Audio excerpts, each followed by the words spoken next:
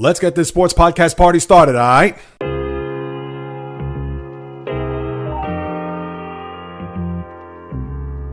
The J Reels Podcast. What is happening, my good people? Greetings. How are you? How's it going? How's everybody doing out there? What is the latest and greatest? Hope everybody's doing well, feeling fantastic, in excellent spirits. Let us rejoice, as today is the summer solstice. As of, I believe, 4:21 p.m., or by the time you listen to this, it will already officially be my favorite time of the year.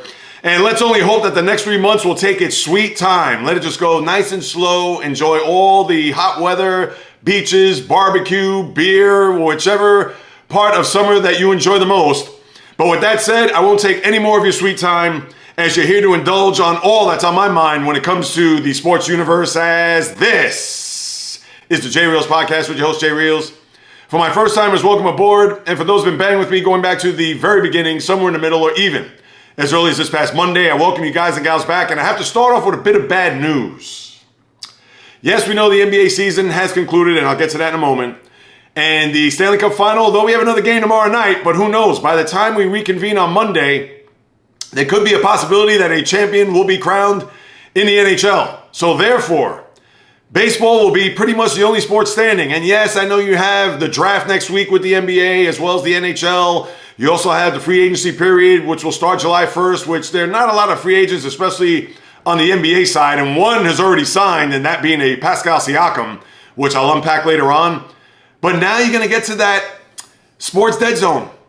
Part 2. Remember, we went through it right after the Super Bowl and up till about the tournament, but more so when the baseball season started on March 28th. So we had that period that even with the NBA, NHL, and college basketball, you still went through that, I want to say that exhale, but it was a big long one considering the breakneck pace of the NFL season and the postseason, etc. And now we're slowly but surely approaching that. And yes, I know we have Wimbledon that will start, I believe, the 1st of July.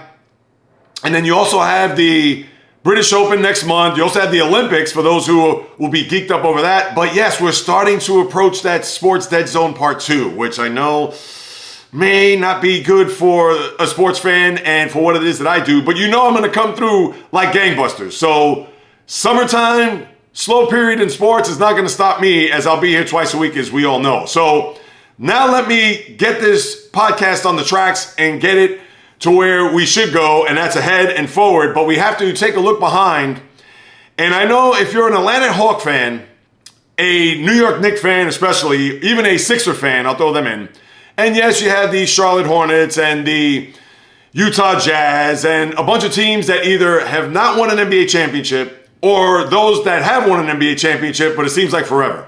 And here I am coming onto this microphone to discuss Game 5 of what happened there Monday night in Boston on the anniversary of the Celtics' last NBA championship. And I know I'm going to run through a few different bullet points between June 17th, 2008 and June 17th of last night. And I know everybody's going to roll their eyes now and say, oh boy, here goes J Reels. Really? He's going to start to talk about what the Celtics have done during that period between championships, as if I'm going to care, as if I'm really going to start shedding some tears, considering that the Sixers haven't won a championship in 41 years, the Knicks haven't won in 51 years, and the aforementioned Hawks, Jazz, and Charlotte Hornets, and you want to throw in the New Orleans Pelicans. I know they're a new iteration of the Hornets and were the former Charlotte Hornets. I get it.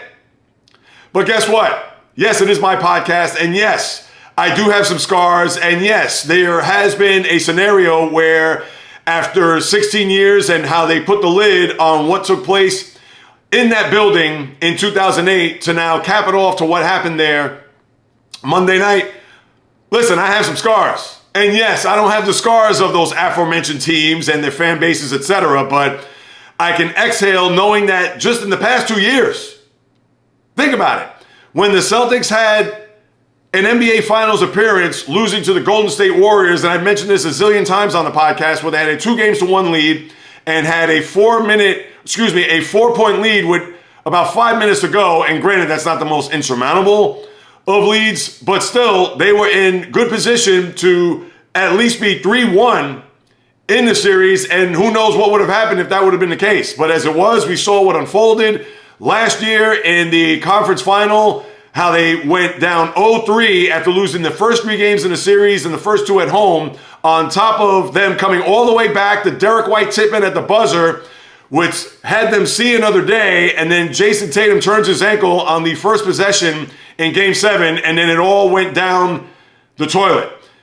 And here it is. That's just the last 2 years. Forget about what happened in the bubble when they lost to the Miami Heat in the conference final. Forget about 2 years prior to that when they lost the Game 7 to LeBron.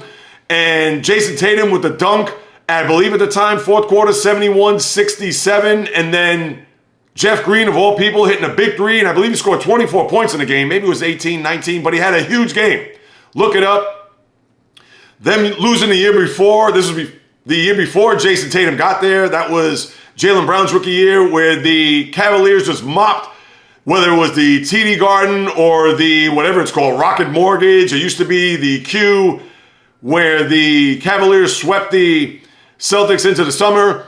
And yes, we can even go back to the lean years from 2013 to 2017. Yes, new coach Brad Stevens, who's now the GM, and talk about how the big trade, Kevin Garnett, Paul Pierce, they traded the longtime Celtic for those draft picks, which netted them Jaylen Brown and Jayson Tatum. And prior to that, 2012, the FU game of LeBron, the biggest game of his career by far, where they were down 3-2 in the conference final, and he scored 45, 15, and I believe he had 7, which pushed them to a 7th game. And then Chris Bosh making 3s from the corner set them up to where they went to an NBA final. The year before that, got blown out by Miami, and that was Shaq's last year. Remember, Shaq was in a Celtic uniform. The year before that, in 2010, do I even have to go through that Game 6 where Kendrick Perkins goes down with a knee injury? The game after, in Game 7, where they had to bank on Rasheed Wallace to produce for them, and he actually had a pretty decent game. But Kobe 6 for 24, and Ron Artest with his 3-point shot, which pretty much sealed the game for the Lakers to beat the Celtics there in 2010. And then the year before, Kevin Garnett with the knee injury in Utah and was done for the rest of the year, which pretty much put them out the pasture and not have a scenario where they could have gone to another NBA final and it would have faced the Lakers again, which would have been, talk about a scenario where you would have had Lakers Celtics for 3 straight years. But Garnett got hurt and we saw what happened. They got knocked out by Orlando in the conference semis and lost the Game 7 in their building, I might add. So with all that being said, yes, it culminated there on Monday night where the Celtics went out and did what they needed to do. No fooling around. You didn't have to worry about biting your fingernails or having a white knuckler type of game where you had to wonder or had to just be frazzled to know that if the Celtics were in a tight game, would that building get tight? Would even the team get tight? And pretty much from the midway point of the first quarter, and especially toward the end of the first quarter, where they went on that run, got a bunch of turnovers and converted that to buckets, 28-18 after 1 quarter, and they pretty much got another run there at the end of the second quarter, which pretty much then, at that point, easy to say now, but sealed the game for the Celtics. You had the Peyton Pritchard 3, another one. Remember, he had one in Game 1 where he hit one at the end of the third quarter, and he punctuated the end of the first half with that long 3, which put the Celtics up by 21, and they didn't even look back. I couldn't even tell you what the Mavericks did to make it even closer. I don't even think they got to single digits, let alone maybe cut the deficit to at least 10. Because from that point on, the Celtics, although they had some moments, but still, there was no worry. I know that as much as I was counting the possessions and counting the seconds, and I don't care, even when Kyrie started dapping the Celtic players and the coaching staff with about 2:39 to go, even then I was still, the game's not over yet.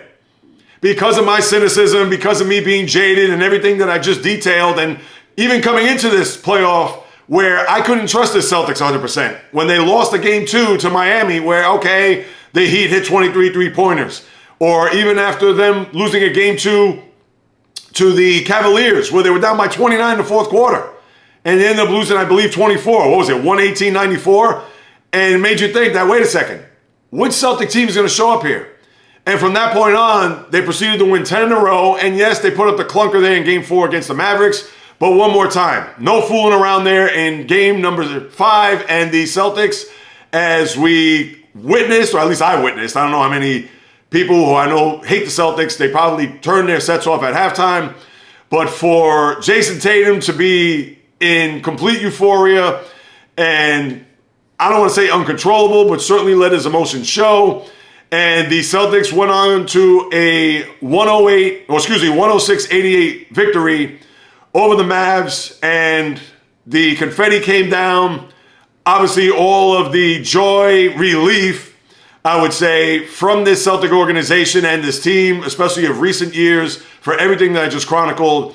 And now we could bask in the glow as Celtic fans, and just knowing that everything that I've detailed over that 16-year run, we could put to rest. Will it be forgotten?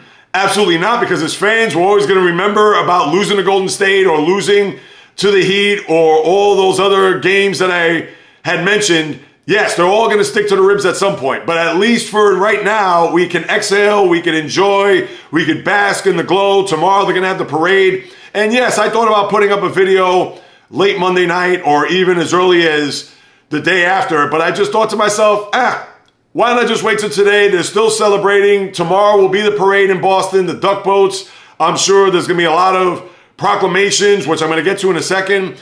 But to throw flowers at the organization, and I'll do that quick, people. I won't bore you or even disgust you for that matter. But Jaylen Brown, your MVP, what more can you say? I know a lot of people thought maybe even Jayson Tatum could have deserved it, considering what he did in Game 5, 31 points, all the assists, the unselfish play that he had.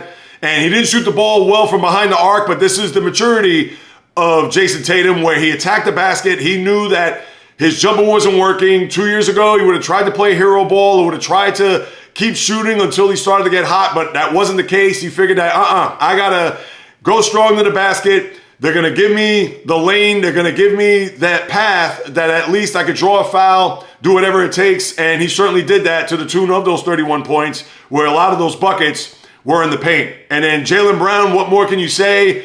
Coming off of an offseason where he signed the richest contract in NBA history, and he certainly backed it up not only in the regular season, but more so in the postseason with his defense, with his key baskets, and just phenomenal play where he got back-to-back MVP trophies, conference final, now NBA final, and just seeing him and Jayson Tatum hug, their brotherhood, seemed to be no ego, no jealousy. Even when they put the camera on Jayson Tatum, when it was announced that Jaylen Brown was the MVP, it didn't look like he had his eye rolls, or it didn't look as if there was any I don't want to say disgust, it's a little strong, but he certainly looked at it like, hey, we won the title, I don't care. It could have gone to Peyton Pritchard. All I know is that everything that had been said about him, or everything that had been said about the team over the last 2 years, that goes by the board, over and done with.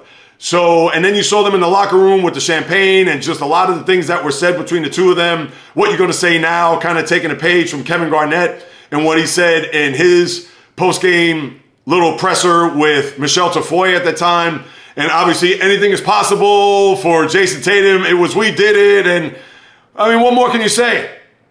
The coach, Joe Mazzulla, got to throw him his flowers. Unbelievable what he did. And I understand he came into a tough spot last year, being the interim coach just days into training camp after the whole Ime Udoka fiasco, and having to navigate his team through last year, and just the big disappointment of what happened there in the conference final against Miami, and then this whole season coming in, and the regular season 64-18, and how to navigate through this postseason to where he was 16-3. And yes, I know there's going to be naysayers. The Heat didn't have Jimmy Butler. The Cavaliers didn't have Jared Allen or Donovan Mitchell for most, or if not all, that series. And Tyrese Halliburton for 2.5 games. Yeah, we can talk about all that, but it doesn't matter. Does anybody talk about the Toronto series to this day when they beat the Golden State Warriors? And yes, they didn't have Kevin Durant there. And even though he did start Game 5 and he did have, 11 points in that first quarter before he went down, knowing that he blew out his Achilles. Did anybody talk about that? Yeah, I understand there may be some people that will say, well, if Kevin Durant was there, I understand. But he wasn't, and they won a title. Nobody could take that away from the Toronto Raptors. So with the Celtics here and what Mazzulla did, of course, the GM, Brad Stevens, bringing in Kristaps Porzingis, who I know wasn't really a factor in this postseason, but you do have to look at Game 1, Game 2, and even a bit here in Game 5 where he did play, only had 5 points, but he did change some shots at the basket and did make his presence felt for the few moments that he was in Game 5, but he set the tone there in Game 1 and a little bit there in Game 2, which were huge because let's say if Dallas were to split there, Who knows? Would the series been a lot different? Would it be a situation where tonight would have been Game 6 in Dallas with the Celtics up 3-2? Obviously, we'll never know, but Porzingis and even Drew Holiday, as they signed him to an extension, and what he did and what he meant to this team, knowing that he was the final piece. And I get it. When people look at a guy like Drew Holiday, they don't look at him as a final piece. People think that it has to be a grandiose move. Almost, let's talk about the Raptors when they brought in Kawhi Leonard. And who would have thought that they would have won the title, if you recall, when they were down in the series against the Milwaukee Bucks Conference Final 2019. They were down 2-0 in that series, going back to Toronto. And then they won the next 4, and then obviously went on to the NBA Finals, and we know what happened there. But yes, Holiday may not have been that sexy final piece, the guy that you could really build around. No, he was a guy that has championship DNA, knows what it takes to win, has the defensive prowess and the reputation to be a guy that's going to slow down or try to stop the opposing guard, in this case, Kyrie Irving, or even to a certain extent, Luka Doncic, although you saw a lot of Jaylen Brown, even Jayson Tatum on him. But we know Holiday carries a big stick when it comes to him on the defensive side of the ball, and he can chip in with just craftiness around the basket with a lot of putbacks and a lot of layups and things of that nature. And the team did it. There isn't anything more else to say. Brad Stevens, the job that he's done, and the Celtics are champions. I don't know what else to add other than that. And as far as a lot of the talk, of course, once the confetti falls, everybody's thinking the next year, who are going to be the favorites? And of course, Celtics are heavy favorites going into the 24-25 season. I don't want to hear that right now. I really don't. And I've certainly never been one to be like, oh, okay, what's going to happen? We've seen this with all these champions. Kansas City, oh, they're going to be the favorites to go back to a Super Bowl next year. Oh, okay, well, when you got the quarterback and Patrick Mahomes, all right, fine. You can understand that. And I guess they're looking at the Celtics as being the early favorite because of the Tatum and Brown combo. Tatum being 26, Brown 27. Porzingis is coming back. Drew Holiday's coming back. Al Horford has one more year, and how can I forget him? So happy to see him finally win a title, which was just and listen, 17 years in the league, 2 years ago, fall short. Last year, the disappointment, and then now he's finally an NBA champion. And to think, his rookie year was the year where the Hawks played the Celtics in the opening round, where they pushed them to a 7th game. And remember, they were an 8 seed. And I understand the 7th game was anticlimactic as the Celtics blew them out, but Horford was on that team. And talk about coming full circle from his first NBA season, being in the postseason against the Celtics, and now winning a world championship. But I don't want to hear anything about back-to-back or dynasty in the making or anything. No. People were saying that last year when the Nuggets won and how they were 16-4 in the postseason, and everybody thought that they were going to come in here and it was going to be Celtics-Nuggets in an NBA final. And a lot of people thought that the Nuggets would have had the advantage. I get it, regular season, you can't really hang your hat on, but because they played 2 close games and the Nuggets won both, a lot of people thought that the Celtics weren't going to beat the Nuggets in an NBA final. Meanwhile, the Nuggets were probably in Cancun or in the Bahamas or somewhere on planet Earth 2 weeks or 2 series removed from the NBA playoffs. So I don't want to hear all that, and I get it that that's going to be fodder for sports talk and the debate shows and all that, but not this guy. I'm not going to buy into that. Do the Celtics have a good shot of getting back to a finals because of everything I just mentioned as far as the team coming back? And yes, they do have to sign Derek White, which I think is going to be low-key huge. But who knows? This is going to be the last year before the new NBA contracts kick in with the Amazon and the NBC looking to take over the year after next because TNT has their final year upcoming. That second apron is going to wipe out a lot of these teams. And I won't get into that now. I'll get into that more in the free agency period when it comes to that. But the Celtics are going to come back pretty much intact. And yes, the East, you figure Milwaukee's going to try to bounce back, even with Doc Rivers as the coach. The Sixers, although you can't trust them 100%, but let's see what they do. Does Paul George become a part of the team next year as he's a free agent? A lot of that's been rumored. The Knicks, you think that they're going to make a run here with a healthy Julius Randle, and hopefully that they will remain in good health to have a deep postseason run in their own right. Who knows with Indiana? Are they going to have some pixie dust to where they could get back to a conference final? Orlando, a young team on the rise, can they do some damage? So the East could be competitive, but not like the West, which is going to be stacked.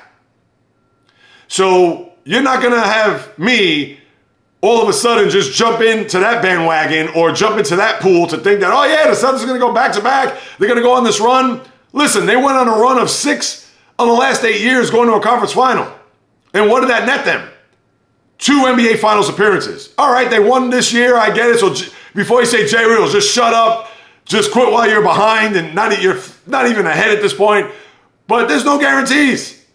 So I'm not going to buy into that whole nonsense of, yes, the Celtics are going to go back next year. Yes, the East isn't going to be as strong as the West. Yes, everybody's going to be pretty much coming back. We all know health plays a big factor. We all know that there has to be a lot of variables in order to get that championship run. It's never going to be easy. It's always going to be hard, despite the fact that they were 16-3 and pretty much just cakewalked themselves to an NBA final. But yeah, can you guarantee me another 16-3 next year? Unlike 2 years ago when they went to the final and had to go to a Game 7 against Milwaukee and had a street fight against Miami in the Game 7 where they won before they ran out of gas against the Golden State Warriors. A lot of things play into winning a championship. And yes, it's easy to say that right now after they won a title, but you think I'm going to be one to be, oh yeah, not this guy. You can forget about that. And before I put it to bed, as far as the NBA goes, I want to talk about the Mavericks because as great as the run that they had, and for them to get to this point, knowing that Luka got his first taste of what it's like to be in a final, and I would think that he's going to take this journey a lot more seriously than years past because remember, 2 years ago, Celtics and Mavericks could have, and I say could have, not should have, met in an NBA final because remember, the Mavericks were in the conference final against the Golden State Warriors, but the Warriors beat them in 5. And here they are. They took another step, just like the Celtics did in that same year. Took a step and won. And for Luka, I would think that he's going to go into this offseason, and I get it that the Olympics are coming up, and I'm sure he's going to probably play for his native country. But for Luka, as you saw there, even my wife mentioned, wait a minute, this guy's out of shape, but he's one of the top 2 or 3 players in the sport. You would think that he's going to get his body right, body ready, and we know he suffered a lot of these injuries, the knees, and even that contusion there in his chest. And I would think he's going to come back with reckless abandon for next year, and Kyrie as well. But now more miles have been put on his odometer as he'll be 33 next March. But to me, the Mavericks, they're going to have to get that third banana, as I talked about here over the last couple of podcasts, to where they need a guy, and not necessarily someone with experience. It would certainly help. But they certainly need a guy that they know that they can count on to get anywhere between 12 to 16, maybe even 18 points a game. Because we know Luka's going to average his 30. Kyrie's going to average anywhere between 22 to 26. But they need that guy that's going to be somewhere in the teens.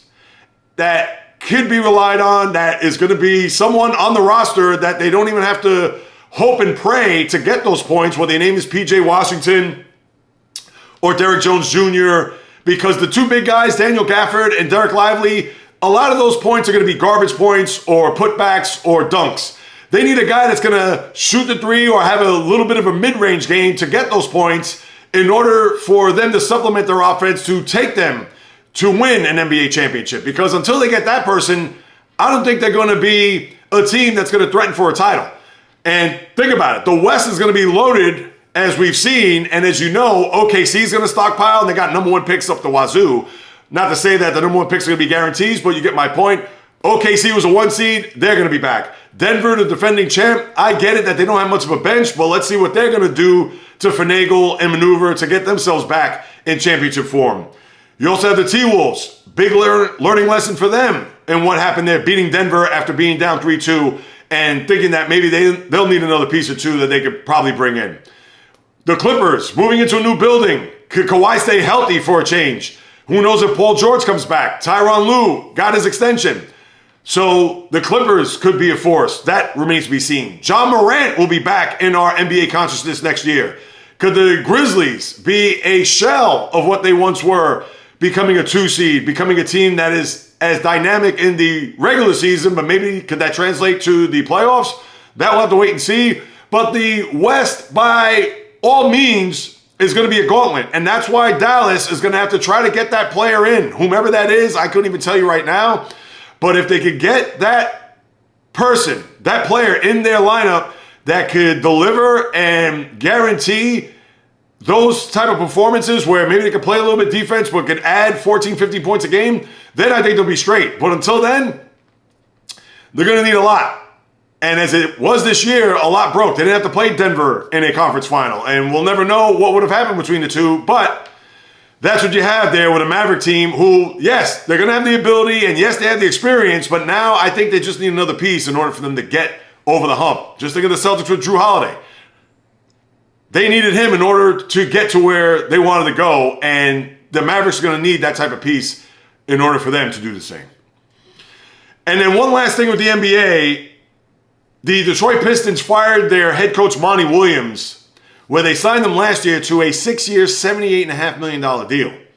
And Monty Williams, who got a raw deal in Phoenix, let's face it, and I know Matt Ishbia, the new owner, had the new owner syndrome where it's like, let me get rid of the coach, I'll bring on somebody else, and let's see what's going to happen there. And how did that work out for Matt Ishbia? Brings in Frank Vogel, they get swept by the T-Wolves, and he's out in the street. And they bring in Mike Budenholzer to their credit, okay, but again, the new owner trying to flex his muscles to show who's boss, and how's that worked for him so far in the year and a half that he's been owner of the team? I digress. As far as the Pistons hiring Monty Williams, which I thought was a good hire, and I get it, they went through a brutal year. Young team, trying to find their way, a lot of young pieces, not a lot of veteran help, and for Monty Williams to be jettisoned after 1 year, and to do it after the finals, if they knew that he wasn't their coach at the end of the regular season, why did it take him 2 months in order for the Pistons to fire him? And listen, I'm not a Monty Williams fan. I don't have the pom-poms out for him. I do like the guy. I respect him big time. He's went through a lot of personal tragedy over the course of his coaching life, and even during his NBA days had a bit of a health scare. But for Williams, who has the respect of a lot of people in the NBA, and the Pistons, I get it. They're trying to find their way. And the Ilitches were the former owner. I don't know if they're still the owners because Mike Ilitch, who owns the Pistons and Red Wings, Little Caesars, why after 1 year, and they still got to pay him $65 million over the next 5 years? You figure, all right, we'll throw that 1 year out. Let's try to build this team the right way. Stan Van Gundy was the previous coach. How did that work out for them? So I don't want to hear that Monty Williams was the problem here, unless players were going to ownership saying, hey, he's not the guy. He's just too hard, he's too rigid, he's too this, whatever it may be. And I thought that was a terrible job by the Piston hierarchy. And now they got to pay $65 million out to him. And you know that the next coach coming in is not going to be a big-time coach because they're not going to pay him in upwards of $10, $12, $13 million. They're probably going to pluck an assistant off of some team staff, whether it be the Mavericks, maybe even the Celtics, who knows, and just take it from there.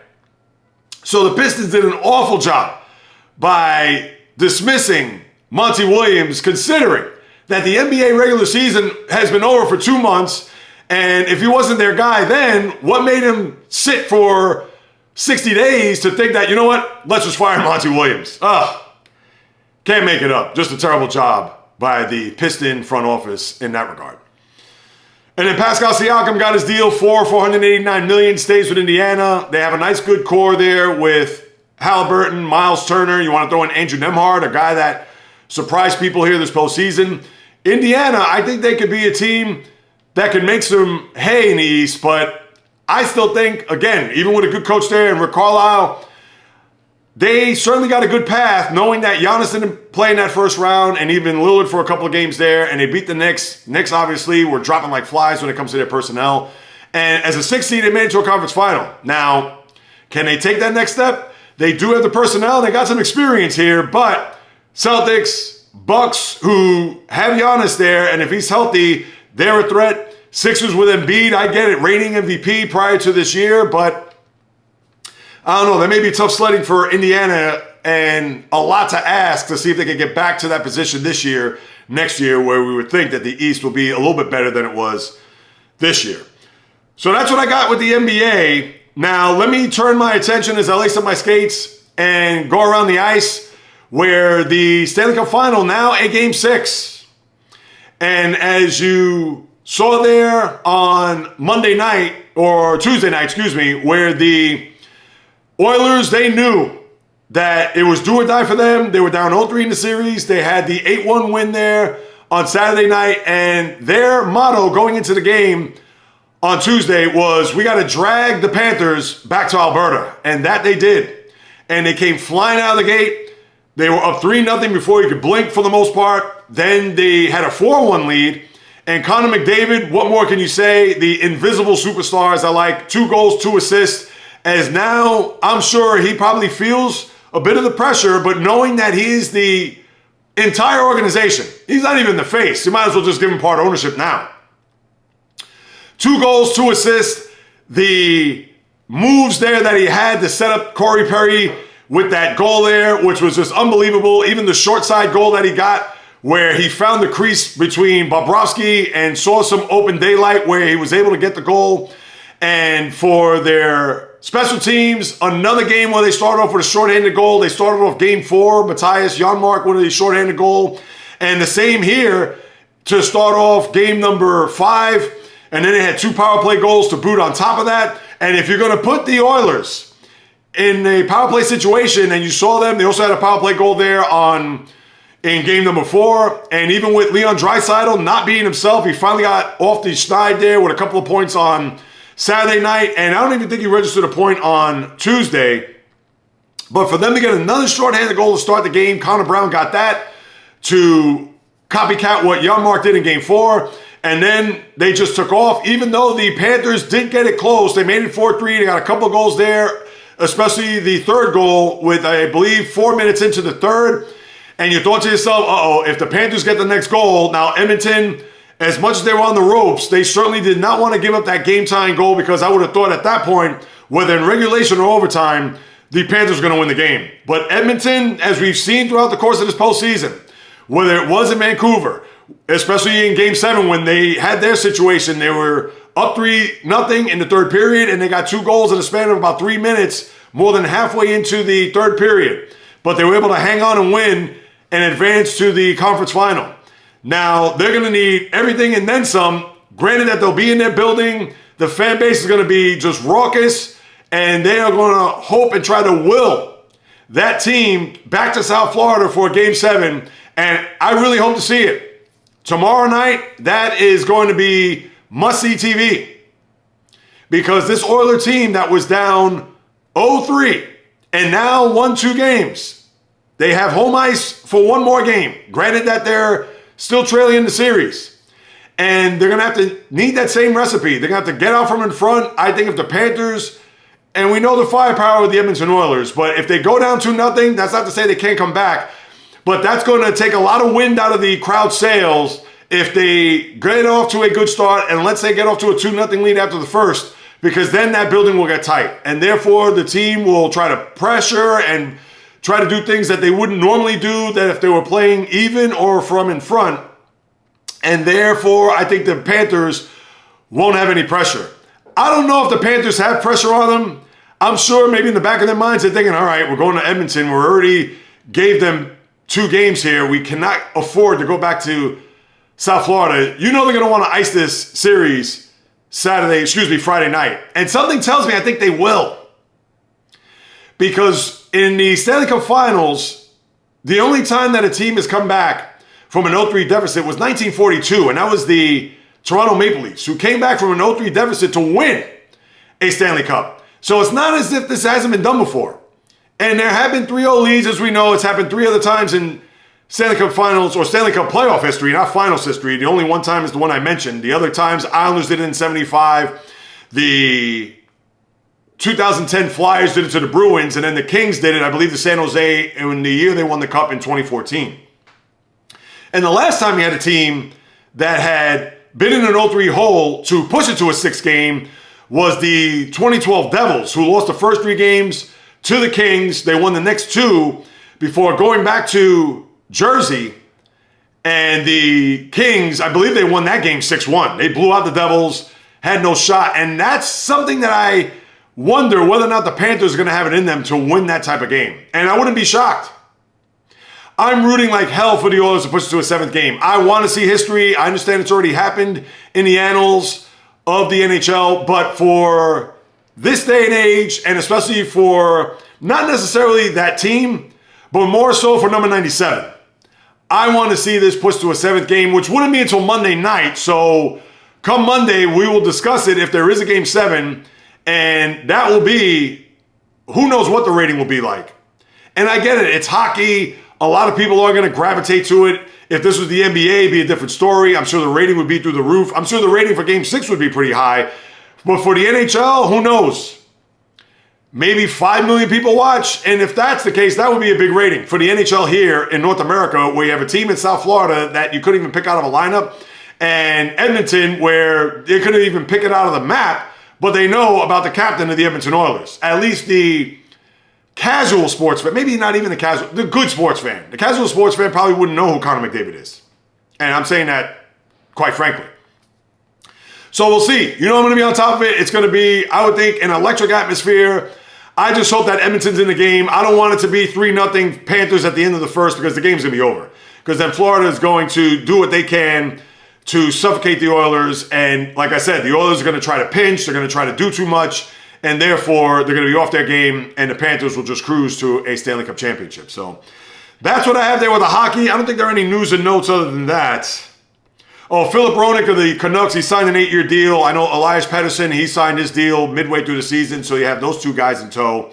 So that was the big news. And as I mentioned, draft next week, latter part of next week, and of course the free agency period 11 days from today because it's already June 20th. So you have that to look forward to, but we still have another hockey game that I am certainly anticipating. So hopefully you guys and gals will do the same. All right, now let me turn my attention to the diamond as I lace up my cleats and get into the batter's box. And of course, the big news of this week was the passing of the Say Hey kid, Willie Mays. And of course, Willie Mays was way before my time. And even though, as a Met fan, in '73, I vaguely remember Willie Mays because as a 4-year-old, that's when I really started to root for the Mets. Even a year prior, more so because of the broadcast booth, Lindsey Nelson and his distinct voice. I used to mimic him even as a 3-year-old. Ask my mom. She's proof. So for Willie Mays, obviously I didn't get to see him play in his heyday. Well before my time. And of course, by the time he was on the Mets in '72 when they made that trade with the Giants to bring him back to New York, of course, he was a shell of his old self. But for Willie Mays, Birmingham, Alabama, which is ironic because tonight is the tribute to the Negro Leagues, Rickswood Field down in Birmingham, a place where Willie Mays had graced and played down there for the Birmingham Black Barons. And for the stadium to, I know it's been refurbished. I believe it only seats 14,000. But the San Francisco Giants and the St. Louis Cardinals will play a game there on Fox with a pregame. I think it's going to be an hour and a half just to pay homage and to, of course, honor the Negro Leagues. And you're going to have all of the Fox, whether it's Derek Jeter, A-Rod, David Ortiz, everybody's going to be down there. And I'm sure it's going to be a fitting tribute, not only to the Negro Leagues, but even in particular to Willie Mays. Again, age of 93, do I really even have to go through his just resume? 24 All-Stars. Of course, one of the, arguably, you could say he's a top 5 player of all time for what he did, what he meant to the sport. Coming up in 1951 as a member of the New York Giants at the time, played at the Polo Grounds, which was literally on the other side of the river from Yankee Stadium. Played in the '51 World Series where they lost to the Yankees, excuse me. Of course, how could anyone forget the catch in '54, Game 1 of the World Series against the Cleveland Indians, off of the bat of Vic Wirtz, dead center, or really a little bit right center, where the Polo Grounds, and I have a lot of those photos in my phone because I think back to those times of baseball in the 50s where you had 3 baseball teams, Yankees, Brooklyn Dodgers, New York Giants, and how he made that catch over his shoulder, spinning around, throwing it back into the infield. All of those memories. And of course, the Giants won the World Series that year in '54. The footage of him playing stickball, probably blocks from Coogan's Bluff, from where the Polo Grounds were. And here was a guy, Willie Mays, walking in the streets of Harlem, where he sees a bunch of kids blacks, whites, Hispanics, where he's playing stickball and then buying them ice cream. Could you imagine Aaron Judge doing that in this day and age? Absolutely not. I understand it'd be mauled, there'd be security everywhere, but this is what it was like in the 50s. And I get it. It was an innocent period at that time, and I get it. We could put the racial stuff aside, maybe not so innocent in that regard, but because it was New York City and because it was a melting pot, and it still is a melting pot to this day. And for him to decide, let's say after a day game, to just go in the upper bank or upper regions of Manhattan, whether it be in Harlem or even a little bit south of that, like I said, probably blocks of where the Polo Grounds were. And for him to go and just walk down the block and play stickball, and yes, was he mobbed? Yeah, he saw a lot of kids around him, but not to the point where you had to push past thousands of people. And remember, that was a time where players lived in the neighborhood. It wasn't as if Willie Mays lived in New Rochelle or in the Brooklyn Dodgers, Gil Hodges, Pee Wee Reese. It's not as if they lived in Long Island. Those guys, when they left the ballpark, they literally were walking down the street. They literally had people say, hey, Willie, do you need a ride to your apartment? Or, hey, Duke, do you need a ride to your apartment? That's how it was. And that's where the innocence of America at that time, they respected the ball players. They loved the ball players. They were a part of the community. And we get it. That was eons ago compared to what it is today, because you can't have Aaron Judge walk outside of Yankee Stadium and go up to, 157th Street near the courthouse, and not that there's kids playing stickball in this day and age, but rally the troops to get some players to go near a stoop and start swinging a broomstick to hit the ball to the 6th floor of an apartment building. Not going to happen. But that's what Willie Mays did. And we know the flair. We know the type of flamboyance that he played with. He played with a passion, but at the same time, the guy that ran around the bases with the hat flying off and the basket catches and 660 home runs before they moved to San Francisco and losing a World Series in '62 with Willie McCovey and Orlando Cepeda and Juan Marichal. And I could be here. He's a whole podcast, Willie Mays. And even coming back and playing in the World Series in '73 and falling short there with Yogi Berra and the Mets. That's the You Gotta Believe team, Tug McGraw. They only won 82 games. They went all the way to a 7th game of the World Series before losing to the big bad Oakland A's. But Willie Mays and what he meant to the sport even afterwards. He was a true ambassador. And pretty much is the last link.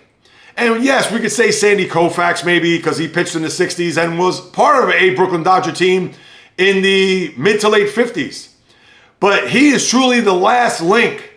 When you think about the players that have passed over the last even half dozen years, whether your name is Hank Aaron, even a guy like Al Kaline and Bob Gibson, those were guys that pitched in the 50s into the 60s and even in the early 70s. Like, that is the last frontier. There are not many guys that are around that played baseball in the 50s of any note.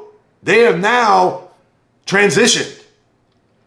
Because now you're going to look at the players that have played late 60s into the 70s. Well, their name is Johnny Bench, Pete Rose, guys like that. Even Willie McCovey, he just recently passed. And he came in 1959. So it's not as if he played as a member of the New York Giants. So that era of baseball player, Clemente long gone. Now you have to, Joe Morgan, another guy, which is, he's more 60s into 70s, but still, and even into the 80s. Those players are now truly a thing of the past. So now you're going to look at the guys like Mike Schmidt or Pete Rose or guys like that that are now going to carry the torch for the latter 60s, 70s, and even 80s. Before we can even start talking about players from the 90s. And I get he had the steroid era, etc. But Willie Mays, and he's going to be commemorated big time tonight, knowing that he just passed 2 days ago with this game down in Rickswood Field, which I'm looking forward to. I don't know if I'm going to watch every pitch, but I'm going to try to stay on top of the pregame and just get caught up on what's going to transpire there, get a look at that old field, and just try to enjoy what was a part of yesteryear in the Negro Leagues. And then, of course, the just big component of Willie Mays and what he meant not only to that city. That's where he was born, Birmingham, Alabama, and played on that field. And you know he's going to be a huge theme tonight. But thoughts, prayers, condolences go out to the Mays family, the Giants, even the Mets to a certain extent. Major League Baseball, we truly lost a legend, an icon, the Say Hey Kid, 93 years of age. May he rest in peace. And with that being said, I know you had a few injuries here to discuss throughout the course of this week. I know the other day we talked about Mookie Betts and Yoshinobu Yamamoto. Now you have a situation where the Yankees are kind of going through a little bit of a mass unit. Although they had a big player come back last night and won Gerrit Cole. Threw 62 pitches. What did he throw? 4 1/3 innings, 3 hits, 2 runs. One of them was on his ledger because of a home run that was given up by the reliever Marinaccio. But he struck out 5, walked 1. Solid performance. Nothing to really write home about, but certainly one you could build on. And Cole's next start will be at Citi Field on Tuesday against the Mets, against Luis Severino. So let's see how that's going to go, but we still have plenty of time to discuss that between now and Monday's podcast. So Cole, get off to a good start. Orioles and Yanks, huge series. They'll have the rubber match today, 4:05. Yankees win game 1, excuse me. And now with last night's game, as the Orioles got off to a 4-1 lead, actually 5-1 before Giancarlo Stanton hit a 3-run homer to draw even. Then they got the run there in the 9th. Then the Orioles got 2 in the top of the 10th. Yankees got 1 in the bottom, but they weren't able to tie the game. So now let's see. Can the Orioles win and get themselves in a situation to where now they're deadlocked in the loss, but a game and a half back. But they'll be a half game back if they win today. And also have percentage points where they'll still trail the Yankees, but they'll have a bit of an advantage because the Yankees will have 1 more loss, but because the Yankees have played 3 more games and the Orioles have that 3-game in hand advantage, that will play out, of course, as the season moves along. So let's see how that will shape up there in the Bronx later this afternoon. Then you had Aaron Judge get hit on the hand. Who knows how long he's going to be out. X-rays were negative, so that was a big sigh because if Judge is going to be out of the lineup, and even though you have Soto and I get it, Stanton, etc., but we all saw what happened last year when Judge sprained his toe and was out for almost 2 months, and the Yankees nosedived out of the playoff picture. And anytime you can have Judge out is going to be a huge void in that lineup. So who knows if he's going to be back, let's say, by the weekend when the Braves come to town. That we'll have to wait and see. So let's see, as Judge is on the mend, how he's going to fare, or really how the Yankees will fare without him in the lineup. Then you had Justin Verlander back on the IL with a situation regarding his neck, and has not pitched really well. 3-2 with a 3.95. But at 41 years of age, what more can you expect? So for the Astros, who, as we all know, having a lost season, even after the long run that they've had here with a bunch of championship series performances and World Series victories and all that, and even World Series appearances, because they did lose there in 21 to the Braves. So for the Astros, as I mentioned before, and I'm going to stick to it, even with the AL not strong, and maybe they will sneak in as a wild card, but I don't see it at the end of the year, the Astros making it into the postseason. And I mentioned that weeks ago, so you could hang on to this receipt here, and if you did listen a couple weeks, hang on to it there. Let's see if that doesn't backfire on yours truly. So you have those injuries that you had to deal with there in baseball. As far as anything else happening, let me take a look here. All right, the Mets. Now, can we put this Grimace nonsense to rest? They lost last night, had a 3-1 lead, and I thought maybe that they would be victorious, but the Mets were unable to survive that. I didn't really watch the game last night. Tried to stay away a little bit since I haven't really watched fully of this 7-game winning streak that they had. But even though people trying to buzz my towel and say, hey, your Mets playing pretty well, what have I said weeks ago? And I'll say it one more time, maybe a couple weeks. Let me get to 500 first before I even talk about the Mets. I don't care if they're tied for the 6th spot in the wild card.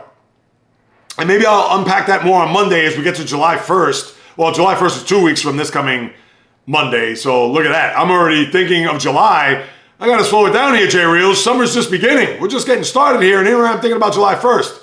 Pump the brakes, J Reels. So for the Mets, I said it before, get to 500 first, and then I'll take a lay of the land. Until then, I'm not going to get geeked up on a 7-game winning streak that started by Grimace. I don't know, what, all of a sudden McDonald's now is a part of this whole deal, one of the mascots with the Hamburglar, Ronald McDonald. I don't even know why we're talking about this, but considering that the winning streak started with Grimace throwing out the first pitch, and then we're talking about this Grimace winning streak, now we can put that to rest. Please, people. Mets have a day off. They go to Chicago over the weekend to play the Cubs, starting tomorrow afternoon. So let's see what's going to happen there before they come home against the Yankees, and who knows what the Yankees will do this weekend with the Braves. So let's see if the Mets could start another winning streak. But to me, it's about winning series. And the Mets have now won in their last 5 series. They are, I believe, 4-0-1. Because they won this series against Texas. They swept the last series over the weekend. They beat the Marlins 2 out of 3. They beat the Nationals prior to that. They split against the Phillies, as we saw. And obviously the Padres was the sweep in between. So 4 out of the last 5 series, they're 4-0-1. So with a couple of sweeps, Nationals, Padres in the mix. So let's see. Can they continue that? I can only hope so. So we'll take a look at the schedule for the weekend. I know Seattle and Cleveland split their first 2 games. So let's see who gets the rubber match out of that. That's a battle of the division leaders in the AL Central and AL West. And both of those teams are looking pretty good if you ask me, even though the Astros are moving up there. 7 in the loss, but 9 back of the Mariners in the AL West. Now, your schedule for the week. We talked about Braves-Yankees. Chris Sale going up in the first game tomorrow night. So I'll be interested to see how that's going to shake down, as Sale's had a very good year against Carlos Rodon. You have Arizona coming back to Philadelphia. I wonder if there'll be a little bit of revenge based on what happened there in the NLCS last year when the Phillies had a 3-2 series lead going back to the city of brotherly love before they split the bit, and the Diamondbacks were your National League champions. Other than that, you don't really have much there. Baltimore at Houston. All right. Let's see, as Baltimore has to fly out to Houston after the game today. I guess that's why it's a 4 o'clock game, not a night game. Milwaukee at San Diego. Nothing really. Freeway series between the Angels and Dodgers. I guess maybe because it's Ohtani's first game against his former team. Now, the game is at Dodger Stadium, and it's not at Anaheim. So that's one you'll have to wait. And I don't even think that they play, because I would have heard all the hoopla surrounding that. In fact, let's take a quick look as to when the Anaheim Angels will host the Dodgers real quick before I bid adieu. Now, that's a 2-game series. They're only going to play Friday, Saturday. Sunday, a rare day off. Think about that. Wow, interesting. They will play, as I look here, well, it's going to be after the All-Star break, because now the way they have this first half, second half, I have to break this stupid schedule down. The Dodgers will go to Anaheim. Wow, they're going to go late in the year. September 3rd and 4th. So right after Labor Day, that's when the Dodgers will go 40 minutes south and a little bit east to Anaheim. So if you're wondering when Ohtani will face his former team in Anaheim, you're going to have to wait a couple more months before that happens. So that's what you have there with the baseball. Let me see. Anything else I need to pop up here? Yeah, Anthony Rizzo. I didn't even talk about him. Talking about the Yankees with injuries and things of that nature. Did I mention Rizzo? Out 6 to 8 weeks with the elbow. I may have started that, but then talked about Gerrit Cole and Aaron Judge. But Rizzo out. They brought up Ben Rice from the minor leagues, who I actually saw almost 3 weeks ago. Actually swung a decent stick. Was 1 for 4 in his debut. I don't know what happened there last night, as he gets his taste of major league pitching. And let's see if Rice could do even maybe a little bit better than Anthony Rizzo, because he has not had a good year at the plate. And Rizzo, I believe, is the last year of his contract. So Rizzo, who knows what's going to happen with him with his health. He may be out for 2 months. And can he rehab and at least get himself back to some semblance of a guy that could still be a threat at the plate and maybe not bat 220? That we'll have to wait and see. He certainly has 2 months to sit on that before he gets back into the lineup. Other than that, people, I don't know if there's a big UFC fight coming this weekend. UFC, 309 or whatever. Nothing on the boxing front. We still have to wait until Wimbledon for a couple of weeks, and we still have another month before the British Open, Olympics, etc. That will do it. This is what I mean, people. This is going to be a Sports Dead Zone that's coming soon. We only talked NBA, NHL, and baseball here. Nothing on the NFL front. So I will unplug from this point on. Thank you so much. You know how much I appreciate you stopping by, carving out precious time out of your day to listen to what it is I have to say about what goes on in the world of sports. If you haven't done so, please subscribe, rate, review, as I mentioned at the top, Apple, Spotify, wherever you get your podcasts. Also on the channel at YouTube at JReels, where I post the video podcast for those who are visually inclined to see me and my expressions, etc. Please subscribe there. I'm approaching 375 subscribers. I know it's a paltry number. Let's get to 400, 500, and 1,000 people.